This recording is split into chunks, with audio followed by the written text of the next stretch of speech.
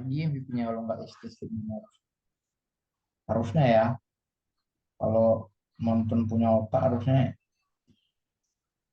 tahu siapa MVP-nya. Coba menyelamatkan saya lakukan.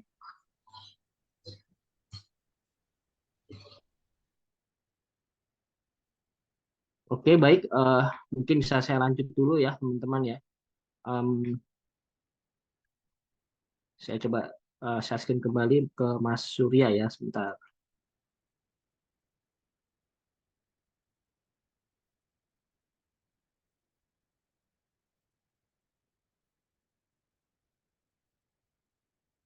Silakan Mas Surya bisa share screen kembali. Kemudian nanti kalau ada notifikasi teman-teman yang baru mau join, tolong diklik admit saja ya, Mas Surya ya.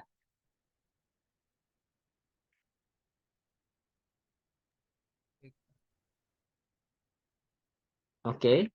Nah, kita buka tadi ya sudah buka interpolasi, kita buka yang top photo raster, kita double klik di situ top photo rasternya ya. Oke, kalau sudah kita bisa masukkan kita klik yang input feature layer itu ya. Itu kan ada kayak anak panah ke bawah ya. Diklik saja di situ yang sebelah folder gambar folder yang paling atas itu ya. Sebelah kirinya diklik ya. Kita masukkan nilai CV konturnya tadi ya, Simbe CV ya. Kemudian fieldnya sudah benar ya. Kita gunakan bisa diklik yang kontur yang field dulu Mas. Field konturnya diklik. Ya, kita lihat pilihannya apa saja di situ ya. Jadi di sini untuk apa ya, memberikan kepastian bahwa nilai CV-nya itu disimpan di kolom kontur ya. Sedangkan karena tipenya dalam garis kontur, maka yang sebelah kanan itu kan ada tipe juga ya. Itu bisa kita ganti. Coba klik tipe yang kontur yang di sebelah kanan. Nah, itu ada pilihannya apakah bisa dari data point elevasi atau data point ya, ataupun hanya sebagai boundary saja. Jadi di sini karena input datanya berupa garis kontur, maka kita gunakan kontur saja.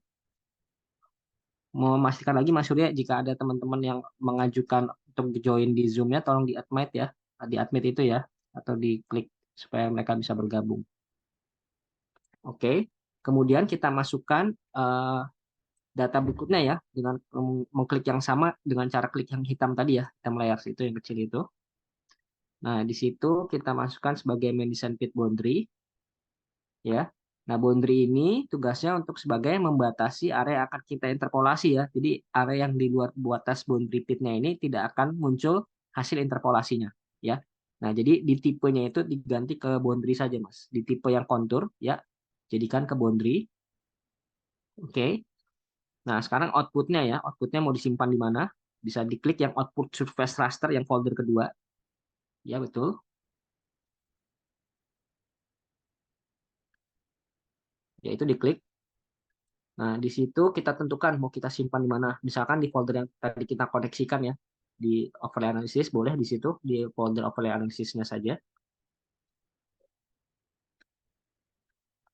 Ya, kita beri nama, misalkan di sini, itu kan nama SIM-nya SIM B ya. Jadi kita ketik SIM underscore B, karena ini parameter CV, maka underscore lagi, underscore CV berarti ya. Kalau value CV, dot TIFF ya, teman-teman ya. Tambahkan dot TIF di belakangnya. Oke, kalau sudah kita enter, atau kita save. Nah, untuk output sales-nya, ini adalah jarak kerapatan data dari grid yang akan kita bentuk nanti ya. Ini dalam satuan meter, jadi bisa kita jadikan misalkan jarak gridnya itu kita bikin menjadi 4 meter ya, kita bulatkan saja. Jadi 4 meter, langsung saja dihapus, kita ganti 4. Ya, langsung bisa kita klik OK di situ. Oke, kita tunggu hasilnya, tidak terlalu lama biasanya ya.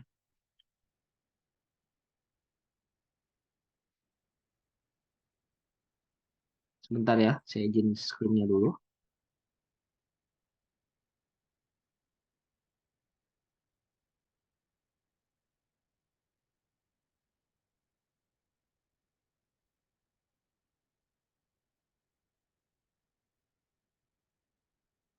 Oke, bisa di-share screen lagi, Mas Sandi, mohon maaf. Mas Surya Sandi ya.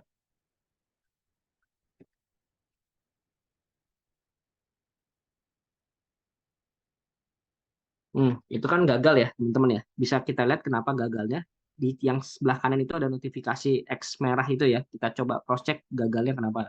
Itu akan memberikan informasi ya. Nah, bisa diklik yang error 010168 itu. Coba diklik angkanya, maaf, angkanya yang diklik, angka 0101-nya. Ya, diklik di situ.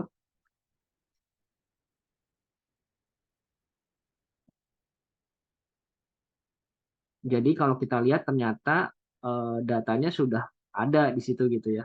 Nah, saya juga agak bingung nih kenapa datanya sudah ada padahal kita baru buat ya. Bisa kita coba lagi, kita close dulu ini. Ya, coba kita lihat, kita add lagi layers Mas. Kita klik kanan layersnya, add data ya. Kita cross check apakah data yang memang sudah ada. Add data betul. Belum ada di sini ya. Jadi coba kita sekali lagi lakukan bioprocessing yang sama. Kita close dulu ini. Ininya kita close, add datanya. Buka lagi Art Toolbox itu Mas, yang di sebelah kanan bawah merah itu kan ada tulisan Art Toolbox ya. Di sebelah kanan bawahnya. Ya, betul. Kita buka lagi topo to rasternya.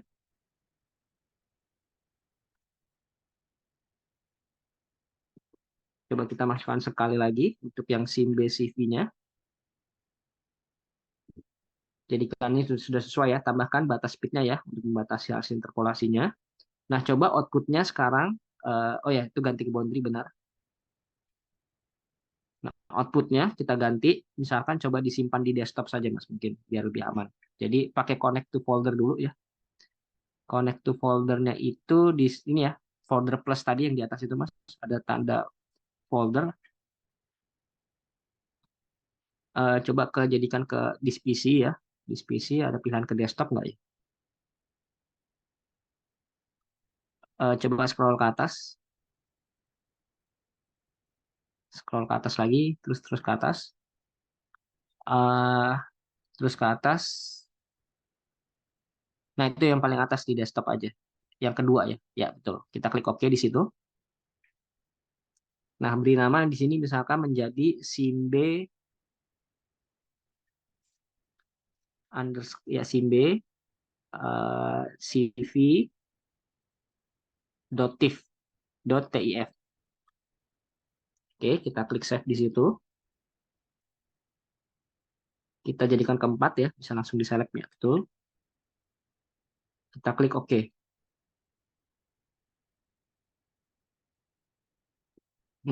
Masih gagal juga ya.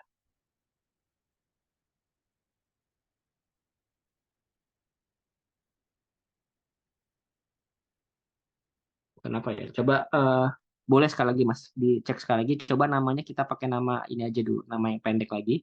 Ya, Topoto Raster.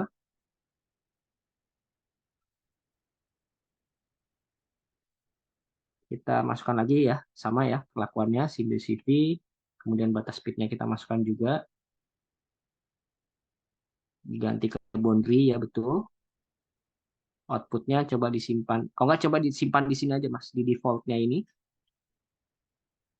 Close dulu.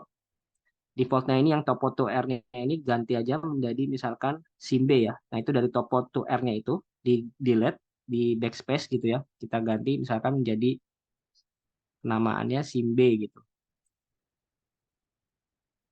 SIM 3-nya dihapus. Ya, oke. Coba output salesnya gunakan angka ini aja. Nggak perlu kita rubah ya. 4,03 ini. Kita klik OK.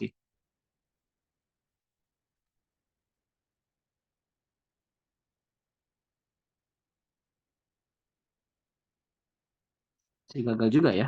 Em, Boleh dilihat Mas, gagalnya kenapa? Apakah sama ya? Uh, Coba kita lakukan geoprocessing Mas. Sorry. Pastikan dulu ekstensinya udah aktif ya. Kita coba klik customize dulu, maaf yang di atas. Di sebelah tulisan geoprocessing, ada pilihan extension.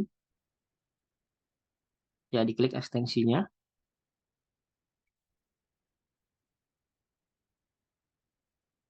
Coba aktifkan spatial analisnya, Mas. Di checklist spatial analisnya.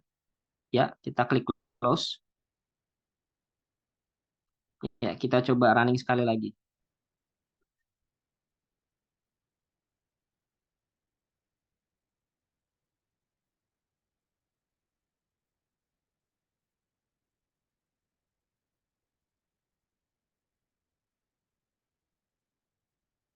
Nggak apa-apa kita namain ini saja, nggak apa-apa Mas. Pakai nama ini dulu saja, langsung kita klik oke. Saya mau uji coba dulu, bisa nggak?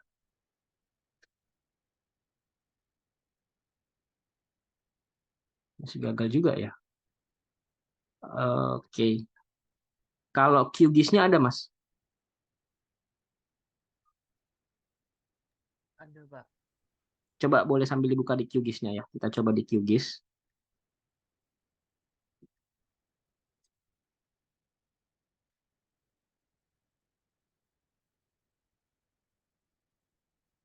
Ini ArcMap-nya versi berapa ya Mas kalau boleh tahu ya? 10 poin berapa ya? Bisa dicek di bagian help ya atau Windows ya biasanya atau customize ya di Windows coba Mas. Nah, itu ada about ArcMap ya.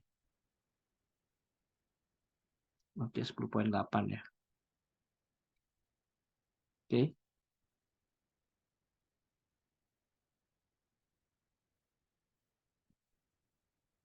Coba sambil ArcMap-nya ini boleh di close dulu ArcMap-nya Mas sambil kita tadi gunakan QGIS ya.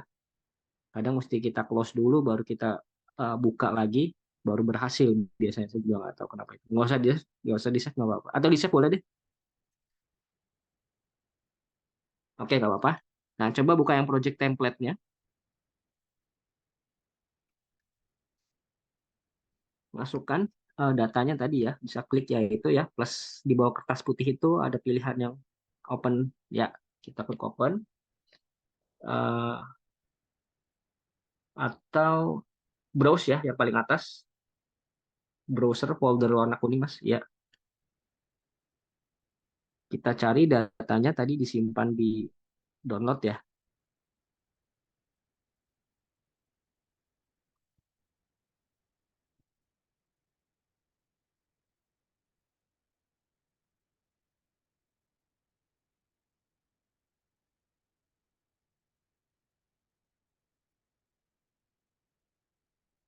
Di overlay analysis ya betul. Kita double klik saja yang main desain boundary, fit boundary-nya.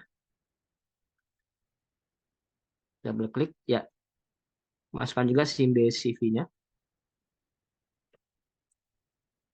SIM CV, Mas. Itu SIM BS ya, bawahnya. Ya. Kemudian kita tutup dulu atau close dulu ininya ya. Nah, selanjutnya kita lakukan hal sama. Kalau di sini, coba geoprocessing-nya kita klik search ya, Mas, di sebelah kanan itu. Search-nya yang di processing toolbox ya. Eh, raster, coba kita klik yang di search-nya raster. Di atas saja kita ketik aja, Mas. Raster. Pilihannya itu coba di scroll ke atas atau ke bawah ya, maaf. Ya, ke bawah.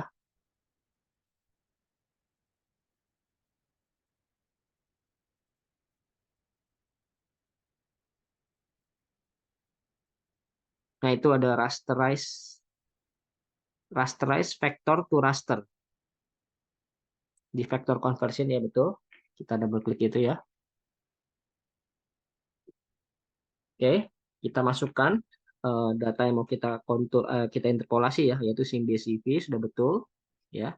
Nah, kita memasukkan berdasarkan nilai apa gitu ya untuk value-nya itu kan ada opsional ya. Itu field-nya coba diganti field-nya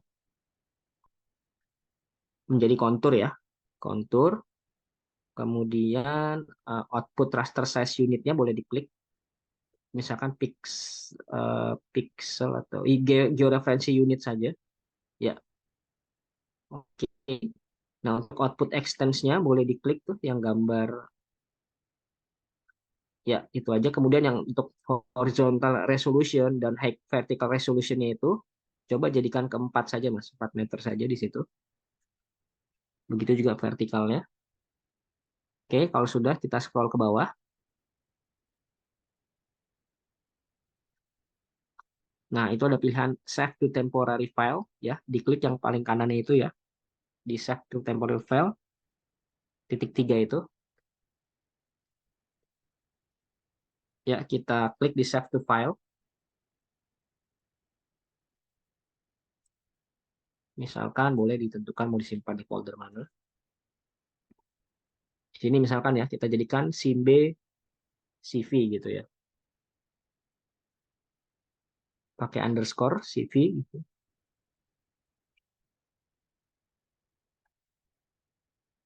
Ya, enter. Kita running.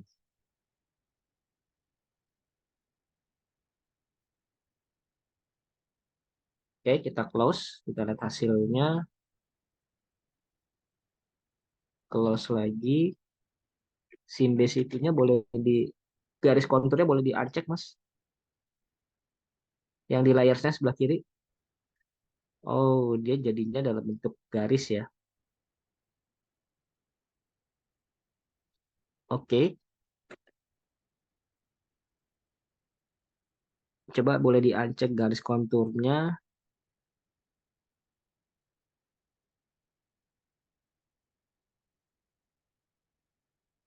Berarti tadi ada kesalahan ininya ya. Atau boleh sambil dibuka ArcMap-nya lagi, Mas. Saya coba cross-check lagi. Kita buka ArcMap-nya. Nah, ini boleh di vector conversion-nya. Coba yang rasterize, yang vector to raster ya. Buka vector to rasternya.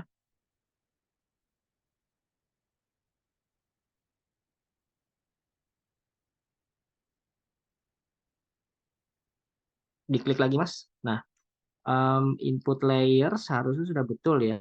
Kemudian em,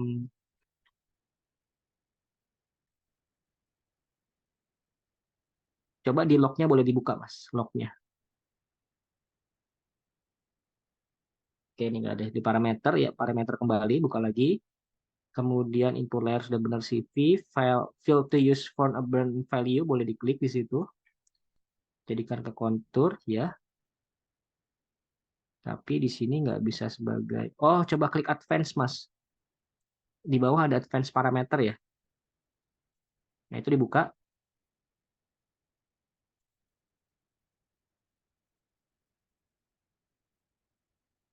Hmm,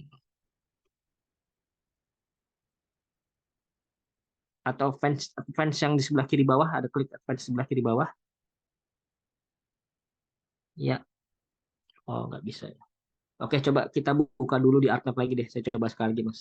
Kalau nggak berhasil mungkin nanti coba kita di. Oke. Nah ini coba kita buka lagi.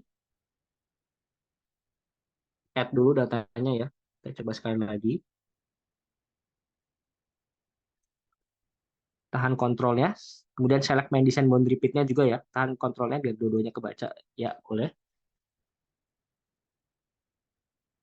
Nah, kita coba geoprocessing kembali. Gunakan toolbox ya di sebelah kanan bawah.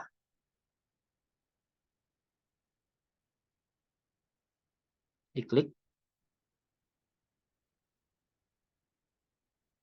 Agak loading biasanya. Sabar di situ. Oke. Tadi art toolboxnya kemana ya? Ya, boleh diklik di situ. Oke. Buka lagi spatial analisnya. Buka interpolasi. Buka topo rasternya. Boleh kita masukkan tadi ya. CV-nya dan batas speed-nya.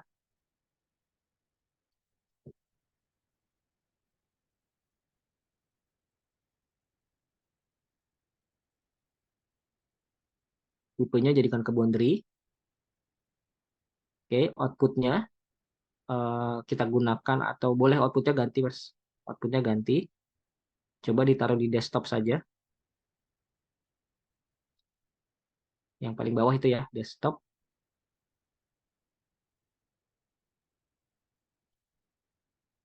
Ya, di sini boleh, nggak apa-apa. Ini kita namakan misalkan tadi ya, CV. CV aja dulu, ketik saja CV gitu ya. .tif. Atau .tifnya nggak perlu dimasukkan deh mas. Coba dihapus aja .tifnya. CV aja cukup. Kita klik save. Kita klik OK.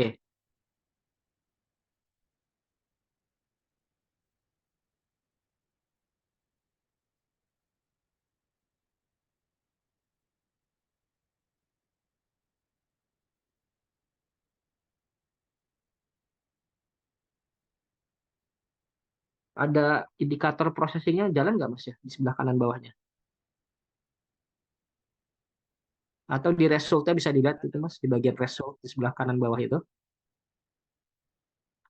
Ya, current sessionnya dibuka. Nah, berhasil ya. Oke. Jadi gini Mas, kenapa tadi nggak berhasil ya? Jadi mungkin untuk tips buat teman-teman juga ya, kalau nanti menggunakan software ArcGIS, kalau kita menambahkan, tadi kan saya tambahkan format .tif ya. Jadi itu ada beberapa versi komputer, kalau kita ingin melakukan interpolasi seperti ini ya, itu harus tambahkan namanya .tif di belakangnya. Tetapi ada beberapa versi komputer yang tidak perlu kita tambahkan .tif di belakangnya ya. Jadi salah satunya ini ya. Jadi ini tidak perlu kita tambahkan .tif di belakangnya, dia sudah bisa tergenerate.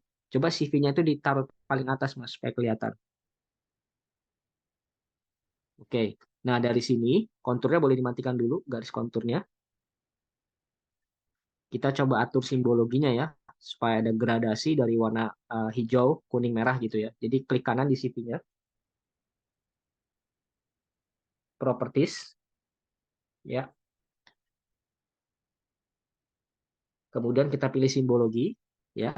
Kemudian di sini ada yang namanya stretched ya. Ada unique value, classify, stretched. Kita pakai yang stretched saja. Ya, kemudian jadikan warnanya ini ya, hitam putihnya ini. Pilih yang itu ya, hijau, kuning, merah itu Mas ada di atas. Ya, kita klik OK.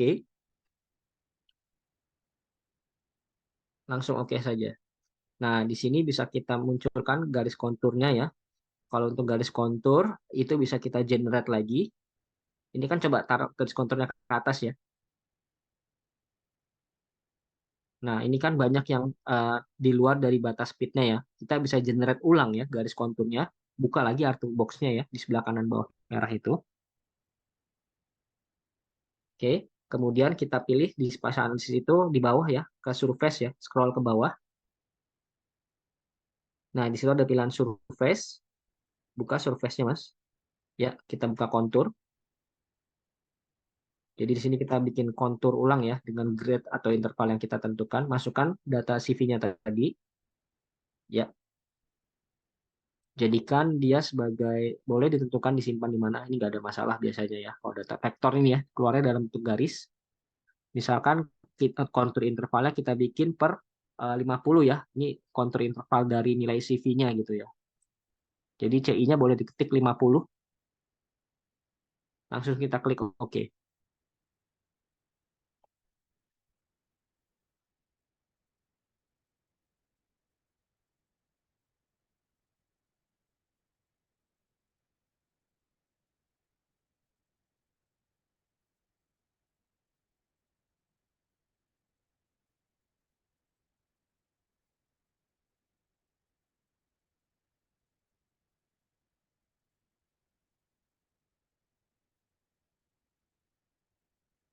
Sudah diklik OK Mas.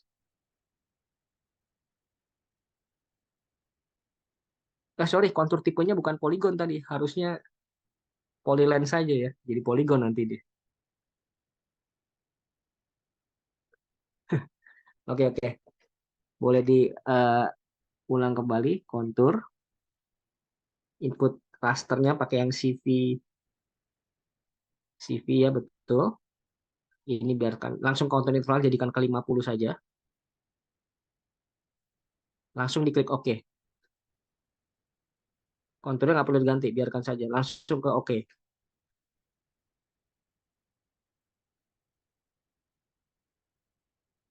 Oke, nah SIM BCV yang kontur boleh di-uncheck dulu. Yang kontur yang warna ungu di-uncheck. Ya, nah di sini ya, itu bisa kita munculkan legend tulisannya dengan cara diklik kanan ya, klik kanan. Kemudian ada label feature di situ, klik yang label feature itu. Label feature, ya. Nah, di sini kan belum merepresentasikan nilai CV-nya ya. Ini kita coba ganti, klik kanan di kontur CV-nya lagi, properties, ya. Kemudian kita klik di label, betul. Nah, label field ID-nya kita ganti ya menjadi kontur. Kemudian size tulisannya misalkan dibesarkan jadi 12 boleh ya, kan 8 ya supaya lebih kelihatan. Kita klik apply, kita klik OK. Nah, jadi kelihatan ya. Nah, kalau teman-teman misalkan mau dirapatkan lagi, misalkan garisnya mau diperbanyak lagi, boleh nanti dibikin jaraknya per 25 ya. Dengan cara yang sama tadi kontur, tinggal kontur intervalnya kita jadikan ke 10 atau 25 atau bahkan 5 gitu ya. Seperti itu ya, teman-teman ya. Oke. Em, Mungkin saya izin share screen dulu ya. Baru nanti Mas Surya gantian untuk melakukan share screen. Terima kasih, Mas Surya. Saya coba izin share screen dulu. Sebentar.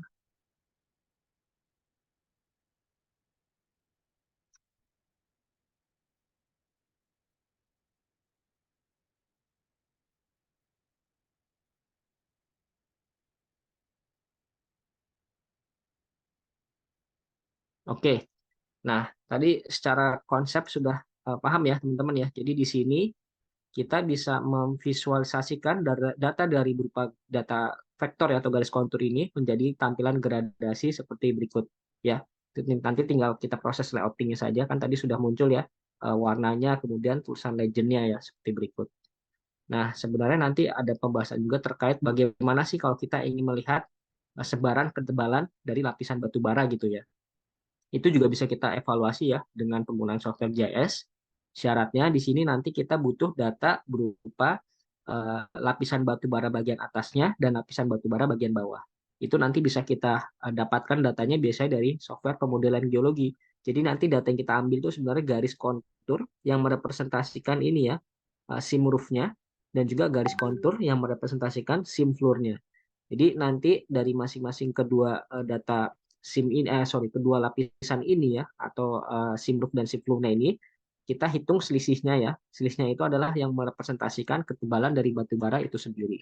Oke, mungkin saya izin lanjut dulu ya teman-teman ya. Nanti kalau ada waktu kita akan coba bahas yang tadi ya. Nah, berikutnya yang ini terkait dengan yang namanya analysis overlay ya. Jadi ini perlu saya bahas karena ini akan berkaitan dengan tugas project nanti ya teman-teman semua ya.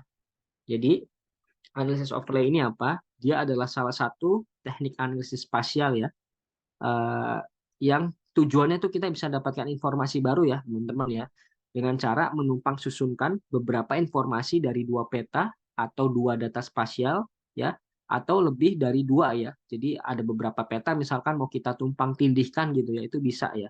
Nanti tujuannya untuk apa? Akan saya jelaskan di slide berikutnya. Jadi, analisis overlay ini bisa kita terapkan sebenarnya tidak hanya pada data vektor saja, tapi data raster ya. Kalau menurut saya lebih untuk analisis lebih lanjut itu sebenarnya lebih mudah ya, atau lebih direkomendasikan kita coba analisis overlay itu dalam bentuk data raster ya, teman-teman ya. Nah, untuk metodenya sendiri ini ada beberapa yang bisa kita gunakan ya, mulai dari matriks dua dimensi, pendekatan kuantitatif ya, di sini ada yang binary, berjenjang, dan berjenjang bertimbang. Nanti harapannya kita dari teman-teman sendiri sudah bisa melakukan salah satu ya overlay ini, yaitu kita menggunakan pendekatan kuantitatif berjenjang bertimbang ya di sini ya. Nah ini ya teman-teman ya, gambarannya seperti ini. Kalau kita punya data ya, data misalkan lokasi, data jalan di sini ya, atau data vegetasi permukiman, itu kalau kita tumpang turunkan ya, kita overlay ya ke semua layar-layar ini, akan terbentuk informasi seperti berikut ya. Nah, ini nantinya akan mendapatkan suatu insight baru atau informasi baru, misalkan terkait perencanaan ya. Nah, untuk pertimbangan penggunaan metode sendiri ya, kan tadi ada 4 di sini ya. Itu bisa kita tentukan berdasarkan skala area studinya ya, apakah studinya cukup besar lokasinya atau lebih kecil skopnya ya. Kemudian informasi yang kita punya tingkat kedetailannya seperti apa gitu ya. Apakah menggunakan topografi dari survei terestrial ya, atau berupa data sekunder misalkan ya. Kemudian dari tingkat kerumitannya sampai di jumlah parameter dan tingkat pengaruhnya ya. Jumlah parameter apa? Maksudnya jumlah parameter adalah jumlah layar yang kita gunakan ya. Kalau di sini kan ada berarti 1, 2, 3, 4, 5, 6. Jadi ada 6 layar di sini ya, atau ada 6 parameter. Nah, masing-masing ini mempunyai pengaruh yang berbeda-beda gitu ya. Nanti akan saya jelaskan lagi. Nah, kesalahannya sendiri, jadi yang namanya analisis ya, pasti punya potensi kesalahan ya. Nah, pesanan itu kalau untuk analysis overlay ini ditentukan biasanya dari dua hal ya teman-teman ya. Jadi mulai dari penentuan parameter dan juga penentuan dari dari data kualitas data yang kita punya ya. Nah, contoh nih, kalau kita mau menganalisis apa ya? Analisis kebutuhan atau ya kita misalkan punya rencana ya di area tambang nih misalkan ya. Kita ingin merencanakan lokasi disposal, lokasi kemudian lokasi infrastruktur tambang, misalkan office ataupun penempatan workshop gitu ya. Nah, kira-kira dari teman-teman bisa jawab nggak? Kira-kira parameter apa saja yang perlu diperhitungkan ya dalam menentukan lokasi atau penempatan lokasi-lokasi tersebut ya.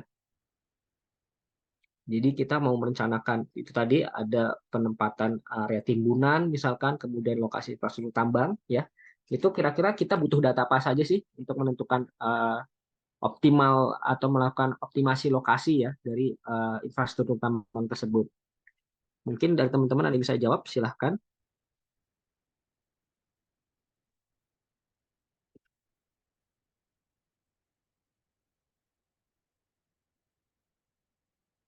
Nih, contohnya seperti ini ya, teman-teman ya. Misalkan saya punya contoh gambaran, mungkin kalau ada ilustrasinya lebih mudah ya. Nah, ini contohnya misalkan kita punya uyup tambangnya sebesar ini ya, teman-teman ya. Nah, uyup tambang sebesar ini kan belum tentu bisa kita manfaatkan semua ya. Jadi ada kalanya area-area yang perlu kita hindarin gitu ya. Salah satu contohnya di sini area merah itu yang menandakan bahwa ini perlu kita perhatikan, kita tidak bisa melakukan kegiatan penambangan ya pada area tersebut. Nah, untuk mendapatkan gambaran data seperti ini ya, ini kira-kira perencanaan tambang ini perlu mempertimbangkan data apa saja atau parameter apa saja nih, teman-teman, kalau teman-teman ada gambaran.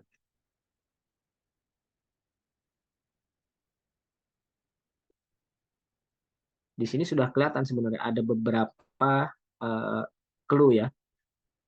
Mungkin ada dari teman-teman yang bisa menjawab. Mungkin yang paling mendasar misalkan data jalan gitu. Nah, itu data jalan itu atau parameter jalan itu perlu kita pertimbangkan ya, karena bisa jadi kalau kita gunakan jalan yang sudah ada atau jalan dari masyarakat itu sebaiknya bisa kita hindari ya atau tidak crossing karena bisa berpotensi mengganggu eh, jalur angkut kita ya. Karena kalau misalkan ada yang lewat kita truknya harus berhenti dulu. Sedangkan truk berhenti itu saja kan bisa berpengaruh dari produktivitasnya ya. Jadi akan bisa menjadi menurun karena adanya jeda untuk melakukan pemberhentian misalkan pada area crossing ya atau jalan masyarakat yang sudah ada sebelumnya. Nah, kira-kira selain data jalan, data apa lagi nih yang perlu kita pertimbangkan misalkan untuk melakukan eh, assessment gitu ya, assessment kendala yang kemungkinan bisa kita temukan di area tambang ya. Silahkan dari teman-teman mungkin ada yang bisa jawab.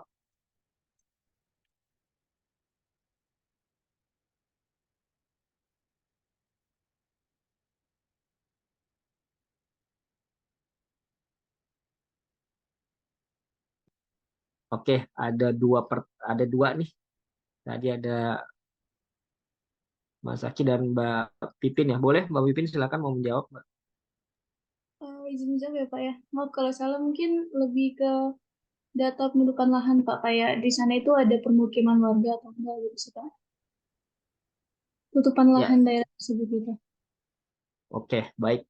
Selain tutupan lahan, area permukiman, kira-kira apa lagi yang mesti dipertimbangkan, Mbak, kalau kita bikin desain? Itu udah benar tadi dua itu. Izin Silakan, jawab. Mas Zaki. Kalau Silakan. menurut saya topografi Pak, jadi kita bisa tahu lahan yang landai sama lahan yang curam itu untuk kalau kita bikin mes segala macam. Ya. Terus yang kedua mungkin untuk aliran sungai Pak, jadi kita kolam KPL kita nanti jaraknya nggak terlalu jauh sehingga kosnya juga nggak terlalu besar Pak. Oke. Ya, betul ya dari Mas Zaki dan Mbak Pipin.